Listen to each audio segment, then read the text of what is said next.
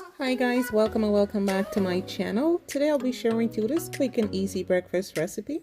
It is the plantain egg muffin. It is absolutely delicious. These are the list of the ingredients that I will be using, and they will be in the description box with the measurements. We're going to whisk everything here together. I did pour that in a measuring cup. I added some grated smoked Gouda for easy pouring. Then I'm going to peel some turned plantains, and I'm going to fry this like for 2 minutes on each side. Then I'm going to add this to my muffin pan. You can add additional vegetables if you like. I'm just going to go in here with some broccoli. Then I'm going to pour that mixture. Top with some more cheese, and we are going to bake until it's done.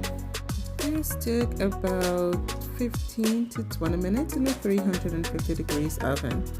Please do not forget to subscribe, and I see you guys on the next video. Bye.